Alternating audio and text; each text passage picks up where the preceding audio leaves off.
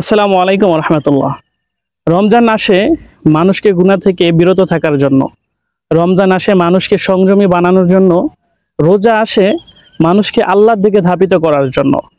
কিন্তু সেই রোজা যদি হয় একজন মানুষের ভৎসনার কারণ, সেই নামাজ যদি হয় একজন মানুষের ভৎসনার কারণ, তাহলে কার না দুঃখ লাগে? প্রিয় ভাই এবং প্রিয় বোনেরা, আমাদের সমাজের মধ্যে অনেক মানুষ আছে যারা সারা বছরে রোজা রাখে না, নামাজ পড়ে না, আল্লাহকে ডাকে না, জিকির আজগার করে না। কিন্তু যখন রমজান মাস আসে তখন আমরা দেখি যে এক শ্রেণীর মানুষ রোজা রাখে, নামাজ পড়ে, মসজিদে যায়, তারাবির নামাজ পড়ে, কিন্তু তারা নামাজ পড়েও শান্তি লাভ করতে পারে না, ভালো থাকতে পারে না। আমাদের সমাজের এক শ্রেণীর মানুষ তাদেরকে ভৎসনা দেয়, তাদের নিয়ে হাসাহাসি করে, তাদের নিয়ে মজা ঠাট্টা করে, তাদেরকে নিয়ে বিভিন্ন ভাষায় বিভিন্নভাবে কথা বলতে থাকে। দেখো, নামাজ পড়তে আসছে, নামাজি, ইমানদার হয়ে গেছে। আসলে রোজা আসে কিন্তু মানুষকে নামাজি করার জন্য।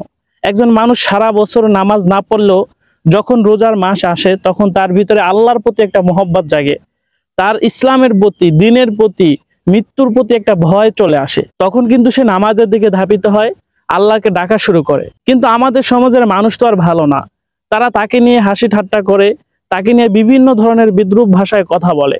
এটা আসলে ঠিক না।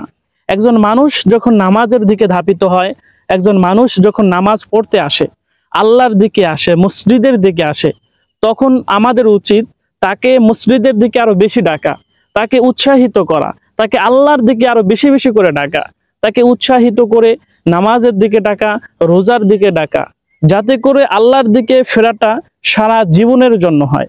মৃত্যুর আগ পর্যন্ত যেন সে এইভাবেই আল্লাহর পথে নামাজ পড়তে পারে, আল্লাহকে ডাকতে পারে, জিকির আজগার করতে পারে, সারা জীবন মৃত্যুর আগ পর্যন্ত যেন সেই ব্যক্তি রোজা রাখতে পারে।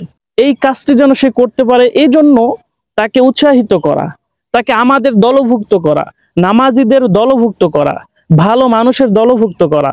কিন্তু আমাদের সমাজের মানুষ এতই ভালো যে একজন মানুষ নামাজ পড়তে যায় না, কারণ হচ্ছে মানুষের বিদ্রূপের কারণে। মানুষ তাকে নিয়ে হাসি ঠাট্টা করবে, এই জন্য সে মসজিদে যায় না। কিন্তু যদিও নামাজ নিজের ব্যক্তিগত আমল, ফরজ আমল, ফরজে আইন আমল, কিন্তু সমাজের মানুষের ভিতরে এতটুকু জ্ঞান বুদ্ধি, এতটুকু আকলে সালিম, সুস্থ জ্ঞান, সুস্থ মস্তিষ্ক নেই যে একজন মানুষকে কিভাবে নামাজের দিকে ডাকা যায়, একজন মানুষকে কিভাবে আল্লাহর প্রতি ডাকা যায়, একজন মানুষকে কিভাবে জান্নাতের পথে নেওয়া যায়। এই জ্ঞান, এই আকলে সালিম মানুষের ভিতরে নাই।